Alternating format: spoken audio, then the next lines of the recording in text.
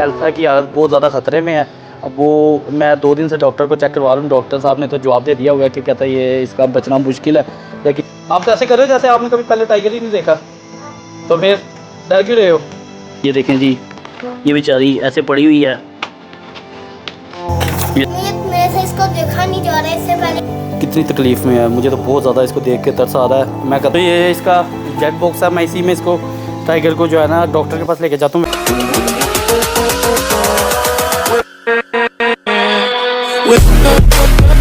अस्सलाम वालेकुम दोस्तों, कैसे हैं आप सब? ठीक ठाक हैं? उम्मीद करता हूँ आप सब ठीक ठाक होंगे और अपने अपने घरों पे महफूज होंगे। आज मैं बहुत ज़्यादा सैड हूँ और अज़ान भी बहुत ज़्यादा सैड है क्योंकि खबर ही बड़ी सैड होने वाली है। तो वो खबर ये है कि जो मेरे पास एल्सा फ़ीमेल थी, जो मैं आपको शुरू से दिखाता था कि मेरे पास एक शूटर है और एक टाइगर की फ़ीमेल है एल्सा, जो जिससे मुझे बहुत ही ज़्यादा प्यार था, वो बहुत ज़्यादा बीमार हुई है। तो 2 दिन से उसका चेकअप चल रहा था, तो डॉक्टर ने तो जवाब दे दिया कि ये नहीं बचेगी। तो आज जब मैं आया सुबह, मैंने देखी अपनी फ़ीमेल, तो मुझे लगा शायद उसकी खबर आ गई होगी, तो अब वो दोबारा मतलब सांस नहीं ले रही होगी। लेकिन अल्लाह का बड़ा शुक्र, आज का दिन भी वो सांस ले रही है और ठीक है। तो मैं तो हार नहीं मानूंगा जब तक वो आखिरी सांस नहीं अपना लेगी। मैं उसके लिए मतलब मेहनत करता रहूँगा, उसको डॉक्टर के पास भी लेके जाऊँगा, जैसे भी हो सकता हुआ मैं उसका इलाज करवाऊँगा। क्योंकि मैं पेट लवर हूँ, तो मेरे से बर्दाश्त नहीं हो सकता कि वो तकलीफ़ में हो। तो इसलिए मेरी पूरी कोशिश है कि मैं उसका आखिरी सांस तक उसकी जो है ना आखिरी सांस तक जो है ना मैं उसका साथ दूँ। तो अब वो अज़ान भी बड़ा सैड था, सुबह से कहता मामू वो जो है ना हिल भी नहीं रही, आँखें तो खोली हुई हैं लेकिन हिल नहीं रही। तो ये भी जो है ना, इनको भी जानवर है, जानवरों को भी अंदाज़ा हो जाता है जब ये भी बड़े सैड से लग रहे हैं मुझे। वो शूटर आप देखेंगे ना अगर, तो शूटर भी बड़ा उदास सा लग रहा है। वो देखें, वो बेचारा इतना उदास कभी भी नहीं मुझे लगा जितना आज लग रहा है। तो जानवरों को भी आइडिया हो जाता है कि हमारा कोई साथी तकलीफ़ में है। तो अब मैं पहले तो आप ये देखें, रोकी देखें करीब से, अगर आप देखें तो ऐसे ही बैठा हुआ है, उसको देख के आइडिया हो रहा है कि ये उदास है। अब वो देखें, शूटर से को भी दिखाता हूँ ज़रा क्लोज़ करके, शूटर का भी जो है ना आइडिया हो रहा है कि ये बड़ा ज़्यादा ना उदास बैठा हुआ है, वरना ये तो खेलता खुलता रहता है। ये देखें, अब इधर आ गया हुआ है। तो अब मैं आपकी मुलाकात करवाता हूँ एल्सा से, और एल्सा से मुलाकात आपकी करवाना इसलिए ज़रूरी है क्योंकि मैंने आपसे जो है ना दुआओं की अपील भी करनी है कि सब दुआ करें मेरी जो है टाइगर फीमेल ठीक हो जाए। वरना तो वैसे मैंने व्लॉग नहीं था बनाना, मकसद ही सिर्फ ये है कि मैं आप सबको बताऊं कि ये कितनी तकलीफ़ में है, ताकि आप सब उसके लिए दुआ करें। क्योंकि मुझे पता है कि जो मेरे जो चैनल मुझे देखते हैं वो सारे पेट लवर ही हैं, तो वो कभी भी कोई ऐसा नहीं कहेगा कि यार ये मतलब चली जानी चाहिए या मर जानी चाहिए। सारे दुआ ही देंगे, मुझे पता है सबका, क्योंकि मैंने आपको बताया कि सब पेट लवर हैं, तो सब मुझे पता है कि सब इसके हक़ में ही दुआ करेंगे। तो इसलिए मेरा आज मैंने सोचा कि व्लॉग बनाना चाहिए आज। तो एल्सा के पास जाने से पहले मैं आपकी मुलाकात करवाता हूँ पहले अंदर जाके शूटर के साथ। तो शूटर तो जो है ना अज़ान को भी, अज़ान वैसे डरता है शूटर से। तो अज़ान चलोगे शूटर के पास? चलो अज़ान शूटर के पास चलते हैं। ये देखें, ये कूलर भी मैंने लगाया हुआ है इनके लिए। लोग कहते हैं कि जानवरों का ख्याल नहीं रखता मैं, ये गर्मी के लिए कूलर लगाया हुआ है। और ये आप ऊपर देख सकते हैं, ये गर्मी में छाँव में रखने के लिए इनको मैंने कपड़ा लगाया हुआ ऊपर, ताकि जो है ना इनको गर्मी ना लगे। अज़ान खोलो।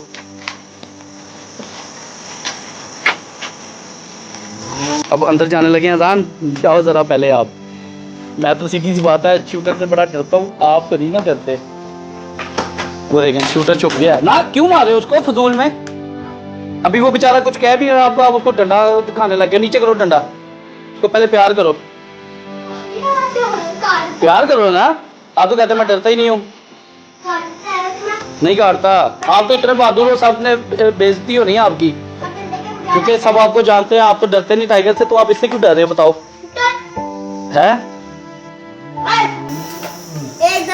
बताओ, चलो प्यार करो ना इसके सर पे। हाँ तो डर रहे हो ऐसे जैसे कभी आपने देखा ही नहीं टाइगर। बताओ जान, आप तो ऐसे कर रहे हो जैसे आपने कभी पहले टाइगर ही नहीं देखा। तो फिर डर क्यों रहे हो? डर रहे हो इसलिए डंडा आगे करे, खुद आगे नहीं जा रहे। जाओ जरा आगे।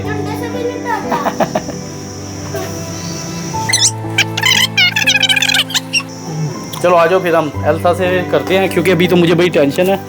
जो मेन हमारा मकसद है वो पूरा करें, क्योंकि सब जो वीडियो देख रहे हैं उनको दिखाना है कि एल्सा किस सिचुएशन में है, ताकि वो सब दुआ करें और हमारी एल्सा ठीक हो जाए जल्दी से। चलो के पास चलो। ये देखें जी, ये बेचारी ऐसे पड़ी हुई है। ये देखें, तकलीफ़ की वजह से ये वाज़े निकाल रही है, पता नहीं कितनी तकलीफ़ में होगी। मैंने ये देखें ड्रिप लगवाई थी इसको, اس نے گندی کر لی ہوئی ہے لیٹ کے، کیونکہ یہاں پہ وہ یورن کرتی ہے یا پانی کراتی ہے، پینے والا پانی اپنے اوپر کرا لیتی ہے اور اپنے آپ کو بھی گندا کر لیتی ہے۔ تو اب یہ دیکھیں بیچاری، اس کی آنکھوں سے پتہ لگ رہا ہے کہ کتنی تکلیف میں ہے، لیکن ہمت نہیں آ رہی، پورا بیماری کا مقابلہ کر رہی ہے۔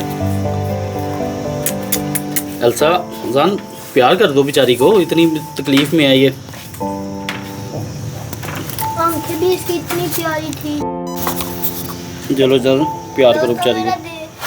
مجھے اتنا میرا دل نہیں کر رہا اس کے پاس آنے کو، کہ میرے سے اس کو دیکھا نہیں جا رہا۔ اس سے پہلے ہماری سب کی پوری فیملی کی اتنی دوستی رہتی تھی سب، یا بھی یہ بیچاری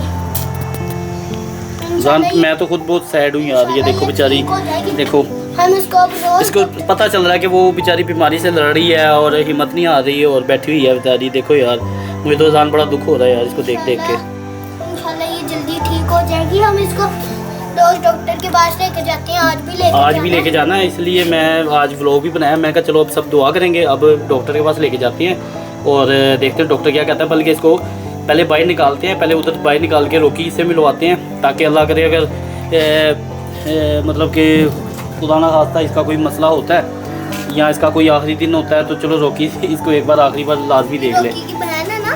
نہیں روکی کی بہن نہیں ہے، روکی تو کافی بڑا ہے۔ دوستوں ماموں ایلسا کو نکالنے لگے ہیں باہر، کیونکہ روکی سے ملوانا ہے۔ ایلسا میں ابھی بالکل بھی جان نہیں ہے، فل گندی ہوئی ہے۔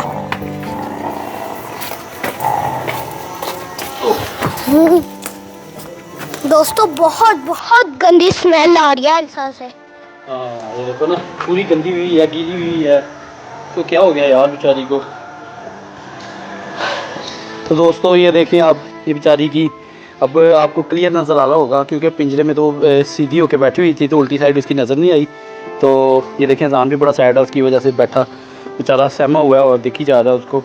تو اسی کنڈیشن میں آپ کو قریب کر کے دکھاتا ہوں کتنی تکلیف میں ہے۔ مجھے تو بہت زیادہ اس کو دیکھ کے ترس آ رہا ہے۔ میں کہتا ہوں چلو اگر اس نے جانا بھی ہے، اللہ کے جو ہے نا مرضی ہونی چاہیے، تو اگر اس نے جانا ہے تو بیچاری تکلیف میں نہ رہے، جلدی چلی جائے، کیونکہ میں اس کو اتنی درد میں تکلیف میں نہیں دیکھ سکتا۔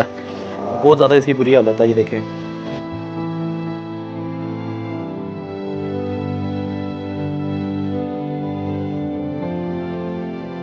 اذان پھر اس کو ڈاکٹر کے پاس لے کے جاتے ہیں، تاکہ اللہ کرے یہ شاید اگر اس کی زندگی ہے تو کیا پتہ بچ جائے۔ تو اذان ڈاکٹر کے پاس لے کے جانا ہے، جو باکس تو اس کا لے گیا، پھر باکس میں ڈال کے اس کو ڈاکٹر کے پاس لے کے جاتے ہیں۔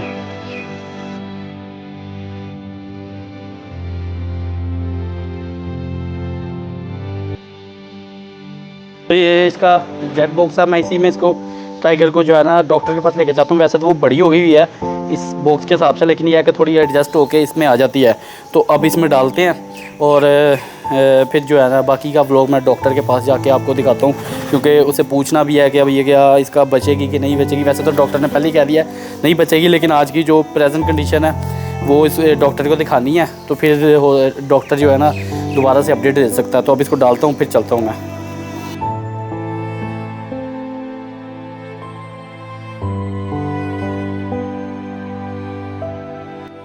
تو جی یہ ڈاکٹر صاحب کے پاس پہنچ گئے ہوئے ہیں۔ ڈاکٹر علی کو آپ جانتے ہیں سب، کیونکہ میرے پہلے بلاگ میں بھی کافی زیادہ علی صاحب آئے ہوئے ہیں۔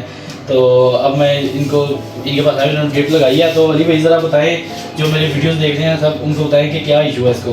اس کے ساتھ میں اصل میں پہلے بھی تھوڑی ویک تھی، اس کا جینیٹکس کا ہلکا سا مسئلہ ہے، لیکن ابھی اس کو گلے کا انفیکشن ہو گیا۔ ویک امیون سسٹم کی وجہ سے وہ انفیکشن ہوا اور وہ بیچاری نا اس کی وجہ سے بہت ڈاؤن ہو گئی، برداشت نہیں کر پائی۔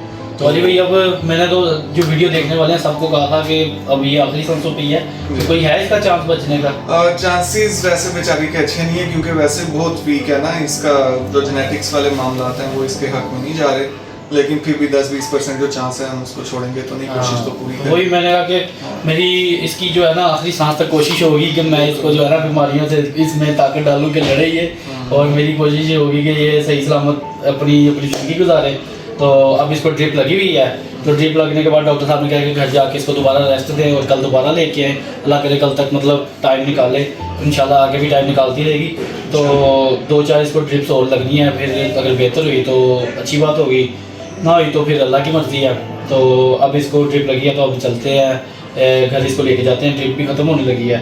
تو اب نیکسٹ ولاگ میں آپ کو اس کی اپڈیٹ دوں گا کہ اس کی صحت بہتر ہوئی ہے یا خراب ہوئی ہے یا یہ اللہ کو پیاری ہوئی ہے۔ تو اب آپ مجھے اجازت دیں, نیکسٹ व्लॉग में आपसे मुलाकात करूँगा. अल्लाह हाफिज़.